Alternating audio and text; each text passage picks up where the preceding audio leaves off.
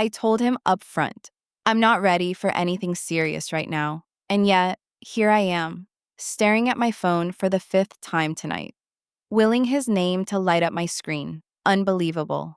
My name is Leah Carter, and I swear, I thought I was doing the right thing by being honest. But apparently, honesty doesn't come with a guarantee that the guy you're into will just wait around for you to figure your life out. Let me rewind. 6 months ago, I got out of a toxic relationship with Derek, a guy who thought jealousy was a love language. After that disaster, I made a promise to myself. No more serious dating until I've had my fun. No commitments, no expectations, just freedom. Enter Ryan Mitchell. We'd been in the same friend circle for years, but we never really clicked until we both found ourselves single at the same time. At first, it was innocent, grabbing coffee, complaining about our exes, binge watching shows at his place. But then somewhere between the late night pizza runs and inside jokes, things shifted. He was different, funny in a dry, sarcastic way that made me laugh when I least expected it, and he listened. Not the fake nodding guys do while mentally planning their next gym session, but actually listened.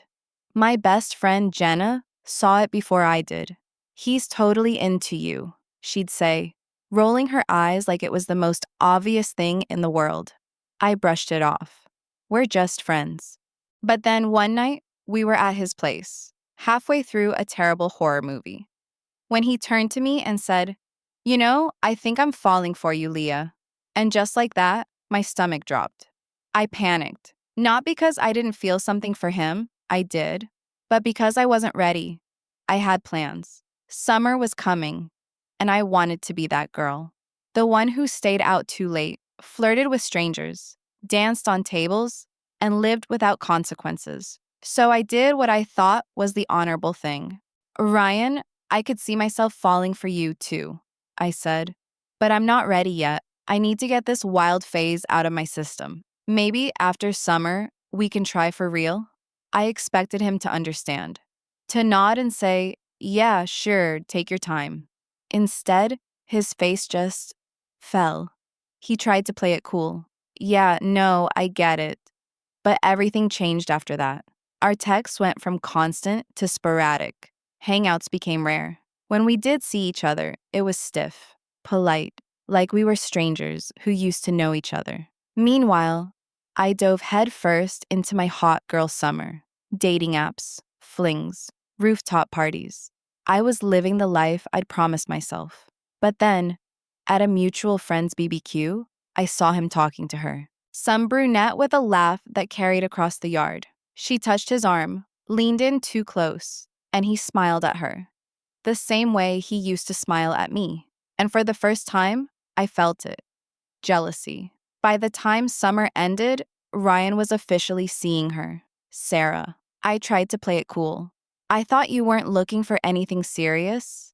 I asked him one night when I finally caught him alone. "I wasn't," he said simply. "But sometimes things just happen." I swallowed hard. "So what's so special about her?" He sighed. "Leah, what do you want from me?" I just, my voice cracked. "Summer's over." He looked at me for a long moment. "Yeah, it is." And then he walked away. I couldn't accept it. I texted him random memories, showed up where I knew he'd be, even accidentally ran into him at his favorite coffee shop. Nothing worked. Then, in a moment of desperation, I posted an old picture of us with a cryptic caption, "Missed this." He texted me within an hour. "Take it down, Leah." "Why?" "It's just a throwback." "You know why." I deleted it, but the damage was done. Halloween was my last shot. I showed up in a dress that left nothing to the imagination, determined to remind him of what he was missing. But when I tried to flirt, he shut me down, hard. "You don't get to say you love me now that you can't have me," he said, his voice cold. "That's not love. That's just wanting what you can't have." I snapped. "She's not right for you," I hissed. "You're just settling because it's easy." He looked at me like I was a stranger. "No, Leah, I'm choosing someone who chose me first. And with that, he walked away. For good. I lost more than Ryan that night. I lost friends. Respect. Myself. It took months of therapy to realize the truth. I hadn't just wanted Ryan. I'd wanted control. The power to decide when things got serious, when he was allowed to move on. But life doesn't work like that. People aren't backup plans. Winter came, and with it, a silence I couldn't outrun. My friends tiptoed around me, afraid to mention Ryan's name. Even Jenna, who'd always been brutally honest, spoke in careful tones. Maybe it's time to delete his number, she suggested one night, watching me scroll through his Instagram via a fake account. I'm just curious, I lied. But curiosity was a slippery slope. One sleepless night, I typed out a novel of a text. Apologies, regrets, desperate justifications, only to delete it before sunrise. The draft alone was a monument to my shame. Then in February, the ultimate gut punch. A photo of Ryan and Sarah, snow-covered and grinning, captioned, "Officially moved in together." I threw my phone across the room. My spiral didn't go unnoticed. "Leah, we need to talk." Jenna cornered me after work, her voice uncharacteristically gentle. "You're not okay, and frankly, you're scaring me." I wanted to argue, but the evidence was damning. My notes app filled with unsent letters to Ryan, the way I'd accidentally walk past his gym, the night I drunkenly called his best friend, just to hear his voice in the background. I don't know how to stop, I admitted, tears spilling. Jenna handed me a therapist's business card. "Start here." Dr. Ellis wasn't what I expected. No judgment, just questions. "Why do you think you're so fixated on Ryan?" she asked in our third session. "Because I messed up. He was perfect. And I... Perfect?" She raised an eyebrow.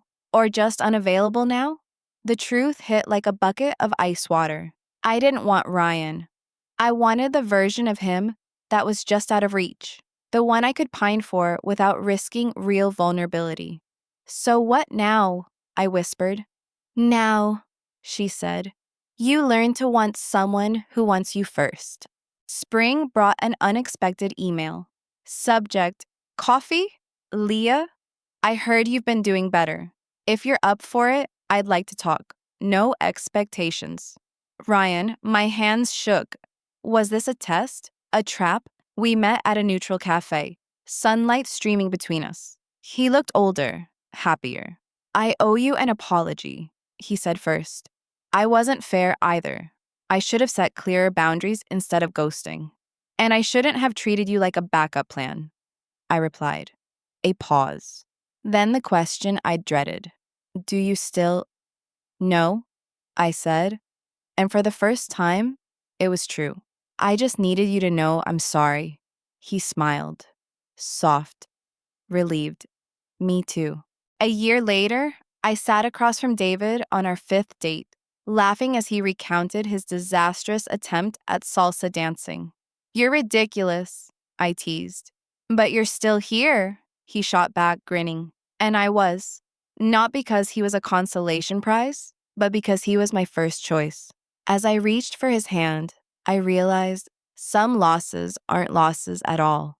They're just lessons dressed in heartbreak.